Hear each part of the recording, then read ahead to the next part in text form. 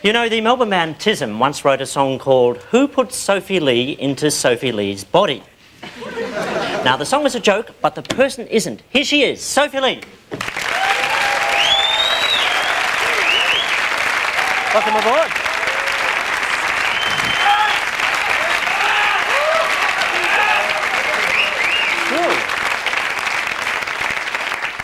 Sophie, were you aware, like when you were doing the Bugs Bunny show and things like that, that that wasn't the whole question, all right?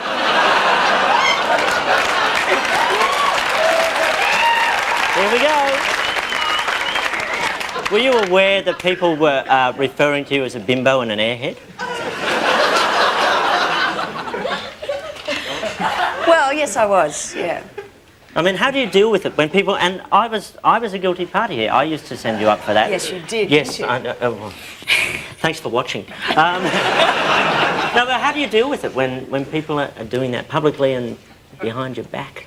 Yeah, well, I guess it's quite difficult because at the time, you know, I was quite young and, you know, quite with the all guns firing, get into it, do as good a job as you can, and then you get into the publicity treadmill and Channel 9 or whatever station you're with are pushing you into as much publicity as you can do, and after a while people get sick of you and they want to slag you off, they want to, you know, say whatever things come to mind. But the thing that annoys you as well is that people seem to categorise young women on TV. They make a snap conclusion that anyone young and okay looking is stupid, which is kind of pisses you off. Mm.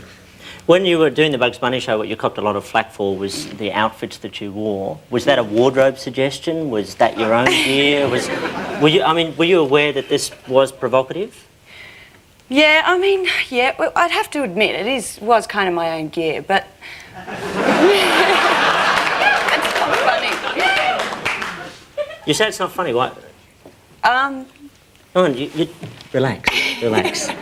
Give me your hands for 1 second. Calm. Oh my God. I wasn't there talking about microphysics or something. I was talking about cartoons and presenting cartoons.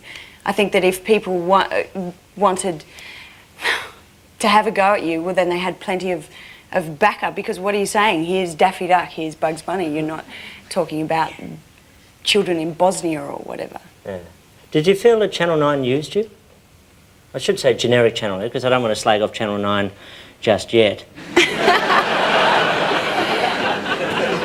Well, of course, it's a business transaction. They are using you, but of course, I mean, you're being employed and you're doing what you can to get whatever you can out of the situation as well. So I think it's a joint thing, and you'd be naive to think that, of course, they're going to exploit you as much as they can to make money. Did you feel that at the time, like when you went to the sex show, for instance? Were you thinking, oh, right, this is typecasting? Yeah, I knew. I mean, I knew, but I did feel strongly about what I was doing for the time that I was involved with that show. And I thought, well, if that's where maybe some people are coming from, that's not where I'm coming from, and I felt quite justified for doing it.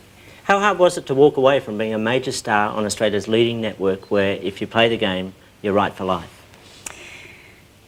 Well, I just got to a point where I thought, what am I doing? It was like I'd just been working so hard that I didn't have time to sit down and think, or sit down and read what was being written, or really sit back and think about where I wanted to go or what I wanted to do. So it was difficult. It was a difficult change to make, to go from being on the cover of newspapers and having loads of cash to, you know, hanging out in St Kilda with no money. Oh, I've done it most of my life, it's easy, it really is. So, I mean, is there life after television? Have you found that you're a fuller person now because television is no longer emptying you out? Yeah, I'd have to say, well, it just sounds so ridiculous, but yes, I do feel much more in tune with that I'm doing what I want, and that I'm not being pushed into doing anything that I don't want to do. I mean, I'm a free agent. If somebody offers me something, I'm not contractually obliged to do anything that I don't want to do. And I feel much more proud of myself, I suppose, I'd have to say.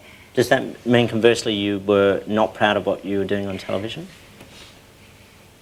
times, yeah, there were things that I cringe about, definitely. Isn't it horrendous? Like if you do something wrong, which is perceived as wrong, you're so out there in the public place. Doesn't that stay in your head? I know. And you're so young, and you know you're stuffing up and you're making mistakes, and everybody's there to witness them, and it's not like you can, you know, go home and forget about it. Everyone's there going, yeah, you do that. Remember? You shouldn't talk to people with cleft palates. I mean, that's the thing. Now, what sort of response did the name Sophie Lee elicit when you're on television? What sort of responses would you get, just from people in the street? People in the street. Oh. Well, when I first started out, people just used to yell out, "Bugs Bunny!" I didn't know you were animated. Maybe did I. Oh, you know, the usual. Show us your... Yeah. Show us your realm of fud, things like that. And now that you're off TV, what sort of responses do you tend to get? Is there a difference? No, I just don't get recognised anymore. Really? Hey, hey, it's cool. Look, is it such a bad thing not being recognised? No, it's fantastic. Although, having said that, you're going to be in a feature film which is released in August. Yeah, that's true. Mira's Wedding, and you're about to be on stage. So, obviously, there's a part of you who still likes the public. Well, I like the work, yeah. And unfortunately, one of the parts about I wish that you could go and do your job and just do it in an empty hall somewhere. But if it could be possible to do it without an audience, sometimes, I mean, I know that's ridiculous, but do you know what I mean when I say that? Yeah, I do. I mean, if there was some way to be on television but be entirely Completely anonymous, it would be the perfect way to be. Yeah. But I'm not Alan Jones, so I don't get that option.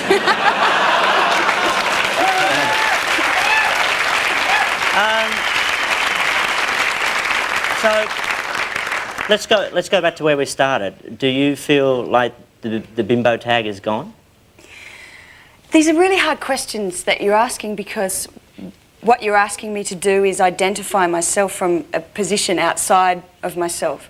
Whereas, you know, I know that there's image and there's stereotype and what people think of you, but I mean, I function just as myself, and I don't really, or never have really sort of really beat myself about the head thinking, oh, what are people thinking? What are they seeing me as today? Are they seeing me as this or the other?